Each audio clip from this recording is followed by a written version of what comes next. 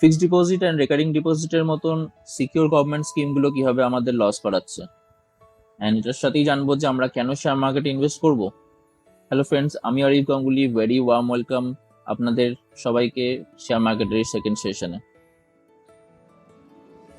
আজকে আমরা জানতে চলেছি যে ঠিক কি কারণে আমরা শেয়ার মার্কেট করব, আর যদি শেয়ার মার্কেট করতেই হয় তাহলে কি কি কোয়ালিফিকেশনস লাগে, লোকেরা কেন নিজেদের টাকা ডোবায়, অ্যান্ড শেয়ার মার্কেটকে কেন জুয়া খেলার আড্ডা বলা হয়। এইসব কোয়েশ্চেন্সগুলো আজকে আমরা কভার করব, সো দেখতে থাকুন শেষ পর্যন্ত। তাহলে ফার্স্ট কোয়েশ্চেনের অ্যান্সার দেওয়ার জন্য আমাদেরকে বুঝতে হবে যে যারা ফিক্সড ডিপোজিট, রেকারিং ডিপোজিট করছেন তারা কিভাবে লস খাচ্ছেন। এখানে একটা কনসেপ্ট চলে আসে দ্রব্যমূল্য বৃদ্ধি, যাকে এক কথায় ইনফ্লেশনও বলা হয়।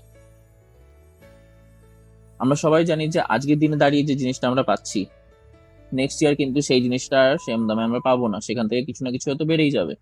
সেটা কতটা বাড়বে, সেটা হার কতটা, সেই বৃদ্ধির হার কতটা, সেটাকেই বলা হয় যে দ্রব্যমূল্য বৃদ্ধির হার বা ইনফ্লেশন রেট। আগের মান্থ মানে জুলাই 2022-এ ইন্ডিয়ার ইনফ্লেশন রেট ছিল হচ্ছে 7.01%, অ্যান্ড এই ইনফ্লেশন রেট কিন্তু সব কান্ট্রিতে ইকুয়াল নয়, এক একটা কান্ট্রিতে এক এক রকম। যেরকম এখন ইউএস এর যে ইনফ্লেশন রেট সেটা হচ্ছে 9.1%। তাহলে হিসাব মতন আজকের দিনে দাঁড়িয়ে যে জিনিসটার দাম 100 টাকা, নেক্সট ইয়ারে গিয়ে সেই জিনিসটার দাম হবে 107 টাকা। তাহলে এখানে আপনার কত পার্সেন্ট লস? আপনার ইনভেস্টমেন্ট বা আপনি যেখানে ফিক্সড ডিপোজিট, রেকারিং ডিপোজিট করছেন সেখানে কি আপনাকে 7% রিটার্ন দিচ্ছে? যদি না হয় তাহলে আপনি কত পার্সেন্ট লস খাচ্ছেন। সাপোজ আমি এক্সাম্পল হিসাবে বললাম যে আমি ব্যাংকে এফডি করাতে গেলাম, সেখানে আমাকে রিটার্ন দিচ্ছে হচ্ছে 6%, তাহলে আমার 7 - 6 1% করে ইচ ইয়ার আমার লস হচ্ছে। তাহলে এখানে একটা কোশ্চেন চলে আসে যে আমরা তাহলে কি দেখে ইনভেস্ট করব।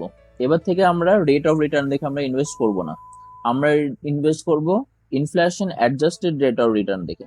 Inflation adjusted rate of return মানে যে রেট অফ রিটার্ন গুলো আমাদের ইনফ্লেশনকে বিট করছে। মানে যদি 7% ইনফ্লেশন হয় তাহলে আমাদেরকে 8%, 9%, 15%, 12% এরকম রিটার্নের কোন একটা ইনভেস্টমেন্ট আমাদের চুজ করতে হবে। তাহলে সেরকম ইনভেস্টমেন্টের এক্সাম্পলস কি কি? গোল্ড ইনভেস্টমেন্টস, রিয়েল এস্টেট, আর যেখান থেকে সব থেকে বেশি টাকা পাওয়া যায় সেটা হচ্ছে শেয়ার মার্কেট। শেয়ার মার্কেটে যেরকম আপনি প্রচুর টাকা ইনকামও করতে পারবেন, সেরকম টাকা প্রচুর আপনি রিস্কও ফেলতে পারবেন। সেই রিস্কটা কতটা পরিমাণে আপনি কমিয়ে একদম ন্যূনতম রিস্কে আপনি ইনভেস্ট করবেন, সেই জন্যই এই কোর্সটা বানানো। সেকেন্ড যে কোশ্চেন্সটা ছিল সেটা হচ্ছে কোয়ালিফিকেশনস নিয়ে। শেয়ার মার্কেট করতে গেলে কি কি কোয়ালিফিকেশনস লাগে? কোনো ডিগ্রি লাগে বা কোনো চার্টার্ড অ্যাকাউন্টেন্ট হতে হয়? কি লাগে? বিশ্বাস করুন, একজন হাউসওয়াইফও শিখে নিয়ে শেয়ার মার্কেট করতে পারে। সেটার জন্য জাস্ট একটু হিসাবই হতে হয়, আর কোনো কিছু লাগে না শেয়ার মার্কেটে ইনভেস্ট করার জন্য। থার্ড কোয়েশ্চেন সেটা হলো লোকেদের টাকা কেন ডোবে। এর সাথে রিলেটেড হচ্ছে ফোর্থ কোয়েশ্চেন, সেটা হলো যে শেয়ার মার্কেটকে কেন জুয়া খেলার আড্ডা বলা হয়, কেন এখানে পয়সা লস করে মানুষে। এটার অ্যান্সার খুবই সিম্পল, যে কোনো প্রফেশনাল লাইনে যাওয়ার জন্য আপনি আগে স্টাডি করেন।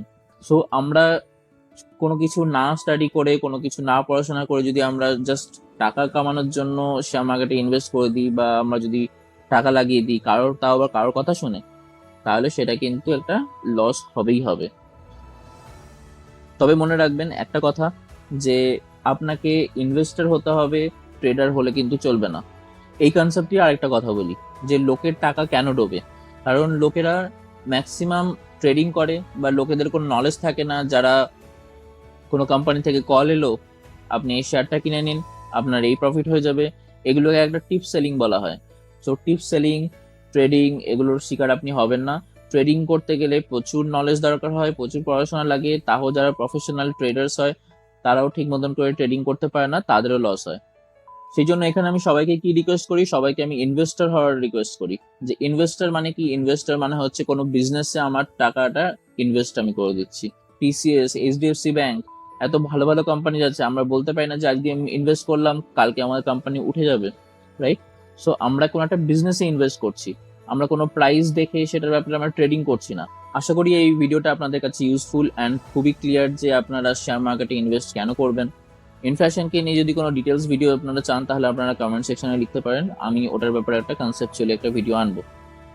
আর নেক্সট ভিডিওতে আমরা শিখবো যে ইন্ডিয়া ইনভেস্টমেন্টের জন্য কতটা প্রফিটেবল। শুধু কি আমরা ইন্ডিয়াতে ইনভেস্ট করব, নাকি আদার কান্ট্রিজেতেও ইনভেস্ট করব?